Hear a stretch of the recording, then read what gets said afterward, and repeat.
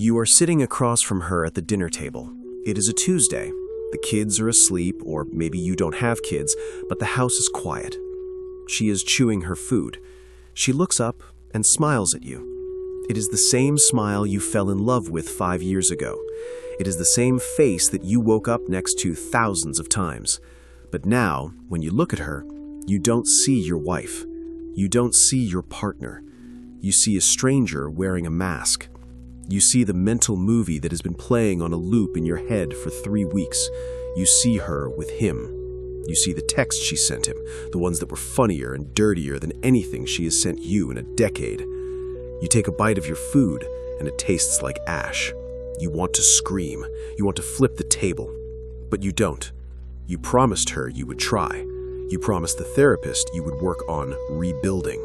She swore it was a mistake. She swore it meant nothing. She swore she would spend the rest of her life making it up to you.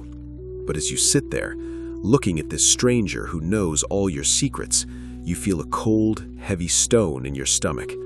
It is the realization that no matter what she says, and no matter how much you want to believe her, the woman you loved is dead. She was killed the moment she decided another man was worth risking your entire life for. Brothers, I need a small favor. Your support keeps this channel alive. Please hit subscribe, drop a like, and leave a comment right now. We're going to have a very hard conversation today. We are going to talk about the lie that society feeds men. The lie that says forgiveness is strength. The lie that says love conquers all. The lie that tells you if you just go to enough counseling and read enough books, you can glue the vase back together and it will hold water again. I am here to tell you that when a vase breaks into 1,000 pieces, even if you glue it back together, it will never hold water the same way. And every time you look at it, all you will see are the cracks. We need to define what trust actually is, because most men get this wrong. Trust isn't a feeling. Trust is a prediction of future behavior based on past evidence. When you trust your car to start, it is because it started yesterday. When you trust a bridge to hold your weight, it is because it has held weight before. When a woman cheats on you, she has given you new evidence. She has proven, with action, not words, that her loyalty is conditional. She has proven that her need for validation or excitement or variety is more important than your safety. So when you ask, "Can I rebuild trust?" you are asking the wrong question. The real question is, can I afford to ignore the evidence? Let me tell you about a man named Brian. Brian is the classic example of the nice guy who thought his love could fix a broken woman. Brian was a provider. He worked hard. He loved his wife. Jessica got bored. She started going to the gym, which is great, but then she started staying late. Then she started hiding her phone. Brian found out she was sleeping with her personal trainer. It was a cliché, but it destroyed him. When he confronted her, Jessica fell apart. She cried. She begged. She said she felt ugly and the trainer made her feel beautiful. She used her insecurity as a weapon. Brian, being a man who wanted to protect her, felt bad. He felt guilty. He thought, maybe I didn't compliment her enough. Maybe I worked too much. He took the blame for her betrayal. He decided to take her back. For the first 3 months, it was great. This is what we call hysterical bonding. She was attentive. The sex was amazing. She cooked his favorite meals. Brian thought he had won. He thought he had saved his marriage. But he noticed something. Every time he left the house, he had a panic attack. Every time her phone buzzed, his heart stopped. He became the warden of his own marriage. He was checking her location, checking her texts, checking her odometer. And Jessica? The guilt faded. The effort got tiring. She started to resent him. She started to see his checking as controlling. She started to see his forgiveness not as strength, but weakness. She looked at Brian and thought, I humiliated this man and he is still here. He must not have any other options. 6 months later, Brian found out she was back with the trainer. Why? Because she lost respect for him the moment he took her back without consequences. Brian lost 2 years of his life and his dignity because he tried to negotiate with a terrorist. He thought he could love her into loyalty. You cannot. This brings us to the core psychological concept you must understand. Hypergamy and respect. Women cannot love men they do not respect. It is biologically impossible. When a woman cheats, she is signaling that she does not respect you or your boundaries. When you take her back immediately, when you cry with her, when you accept her excuses, you are confirming that she was right to disrespect you. You are telling her, you are the prize, and I am lucky to have you even when you are tainted. Let's look at a different scenario, the midlife crisis situation. Let's talk about Gary and Linda. They were married for 15 years. Kids, house, the whole 9 yards. Linda turned 42 and felt invisible. She reconnected with an old high school boyfriend on Facebook. It started as emotional cheating, just talking, and ended up in a Motel 6. Gary found out. Gary was a logical man. He wanted to keep the family together for the kids. They went to therapy. They did the work. Linda swore it was over. But here's the part nobody talks about, the ghost in the room. Every time Gary tried to be intimate with Linda, he saw the other guy. Every time Linda looked at Gary, she felt shame, but she also felt pity. She knew she had broken him. Gary tried to rebuild trust by demanding total transparency. He wanted her passwords. He wanted her GPS location. He wanted daily check-ins. Linda agreed, but she hated it. She felt like a child. She felt suffocated. The resentment built up like pressure in a pipe. One day, Gary made a joke about her boyfriend during an argument. It slipped out. Linda exploded. She said, "I can't live like this. You're punishing me forever." They stayed together for 3 more years, miserable. They were roommates who hated each other. The trust never came back because the dynamic had shifted from partners to jailer and prisoner. Gary realized that policing a woman is a full-time job that pays in misery. He eventually filed for divorce, not because she cheated again, but because he realized he hated the man he had become. He had become a paranoid, anxious, angry shell of himself. He realized that peace is better than a piece-together marriage. Brothers, I need a small favor. Your support keeps this channel alive. Please hit subscribe, drop a like, and leave a comment right now. Now, you might be thinking, is it ever possible? Are there any success stories? The answer is yes, but they are unicorns. They are statistical anomalies, and they usually require a man to be willing to destroy the relationship to save it. Let me tell you about Michael. Michael is a winner. Michael found out his girlfriend of 4 years, Sarah, had a one-night stand on a girls' trip. She confessed immediately when she came home. She was crying, shaking, terrified. Michael didn't yell. He didn't cry. He didn't ask for details. He looked at her and said, "I love you, but I love myself more. I cannot be with a woman who disrespects me." He packed a bag and he left. He didn't go to a hotel down the street. He went to stay with a friend in another city. He went no contact. He disappeared. Sarah went crazy. She realized she had lost the rock of her life. She realized that Michael was a man of high value who had options. She realized that her fun night had cost her everything. She spent 3 months working on herself. She went to therapy. She cut off the friends who encouraged the girls' trip behavior. She wrote him letters he didn't answer. After 4 months, Michael agreed to meet her for coffee. He was calm. He was indifferent. He told her, "If we try this again, it is not a continuation of our old relationship. That relationship is dead. You killed it. This is a new relationship, and you are starting at 0. You are on probation. If I ever feel a single moment of doubt, I am gone forever." They got back together, but Michael never checked her phone. He never asked where she was. He told her, "I trust you to be who you are. If you cheat again, I will find out, and you will be gone. I am not your warden." He put the burden of trust completely on her shoulders. He showed her that he was willing to walk away at any second. This created a level of respect in Sarah that borders on reverence. She knows he is the prize. She knows he is dangerous in the sense that he does not need her. But here is the catch, and it is a big one. Even Michael admits that sometimes when he looks at her, he remembers. Sometimes the image pops into his head.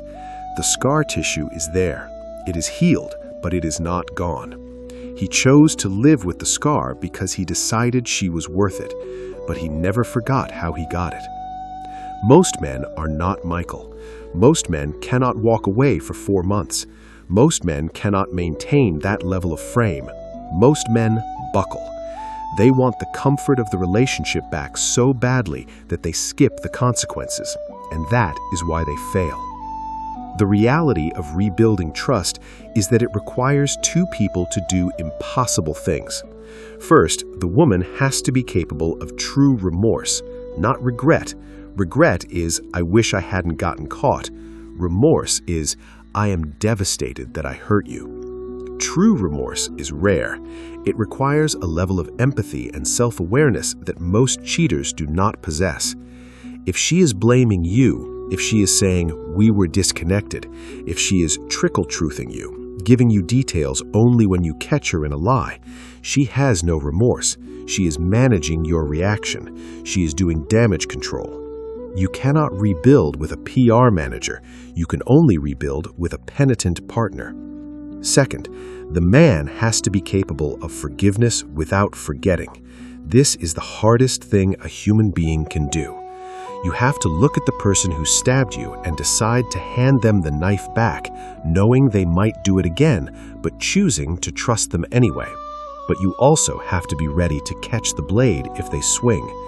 This creates a state of hypervigilance that drains your testosterone. It drains your energy. It makes you focus on her instead of your mission. Think about the energy cost. Every time she's 5 minutes late, your brain goes to the bad place. Every time she locks her phone, your cortisol spikes.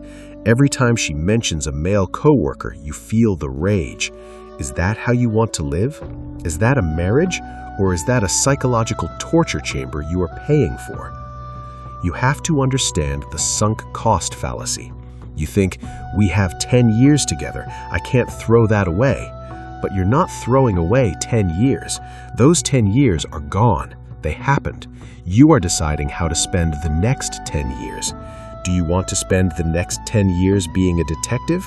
Do you want to spend the next 10 years wondering if you are enough? There's a concept in economics called opportunity cost. By staying with a cheater, you are paying an opportunity cost. The cost is the woman you haven't met yet, the woman who would never cheat on you, the woman who has integrity, the woman who would look at you with pure adoration and loyalty. Every day you spend trying to glue the broken vase back together is a day you're not looking for a new, unbreakable vase. And let's talk about the why. Why did she cheat? This is the question that haunts men. Was I not rich enough? Was I not good-looking enough? Was I not good in bed? The harsh truth is that it usually has nothing to do with your deficiencies and everything to do with her character flaws. People cheat because they are entitled. They feel entitled to more attention, more excitement, more validation. It is a hole in their soul that you cannot fill. If you take her back, that hole is still there. You are just refilling a bucket with no bottom. When you expose the affair, when you walk away, when you show her that you have boundaries of steel, you create a trauma in her. You create a rock bottom moment. That is the only place where change happens. If you cushion the blow, if you work through it, you are robbing her of the lesson. You are teaching her that she can betray you and still keep the house, the lifestyle, and the husband. There is also the biological component. Women are hypergamous. They want the best man they can get. When she cheats, she is monkey branching. She is grabbing the next branch before letting go of you. If you take her back, you are proving that you are the beta safety net. You are the plan B. You are the guy she settles for because the alpha branch snapped. Can you live with knowing you are the consolation prize in your own marriage? Some men say, but we have kids. This is the most powerful leverage she has. She knows you will eat glass for your children. But ask yourself, what are you teaching your children? If you have a son, are you teaching him that a man should accept betrayal? Are you teaching him that he should stay with a woman who disrespects him? If you have a daughter, are you teaching her that there are no consequences for bad actions?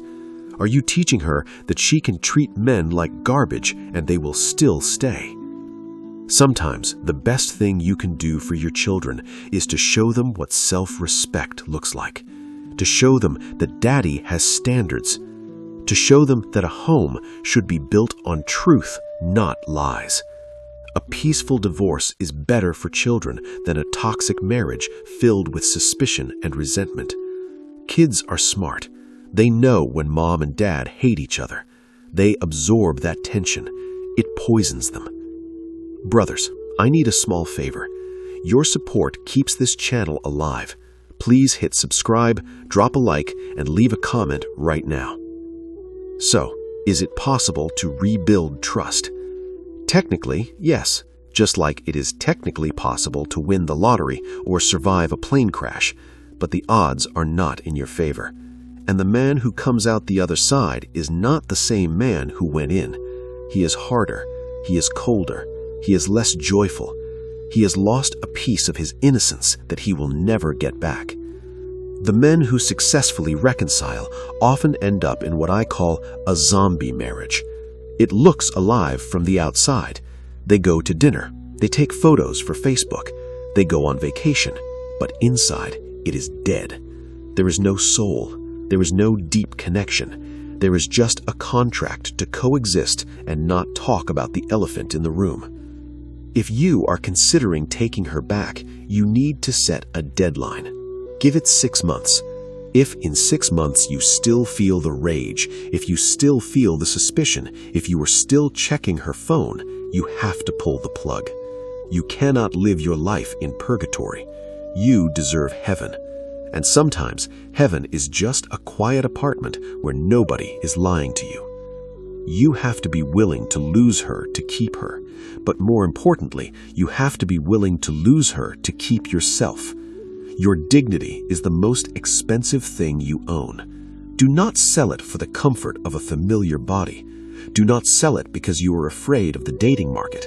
Do not sell it because you don't want to be alone. Being alone is a superpower. When you are alone, you can rebuild. You can get in the gym. You can build your business. You can reconnect with your friends. You can find your purpose again. A man on his purpose is a man who attracts high-quality women. A man chasing a cheater is a man who attracts disrespect. The ultimate revenge is not being angry. It is not posting about her. It is not slashing her tires. The ultimate revenge is success. It is being happy. It is finding a woman who looks at you like you are the sun and the moon, and who would rather die than betray your trust. That woman exists, but you will never find her if you are busy playing detective with a woman who failed the test. Trust is a glass mirror.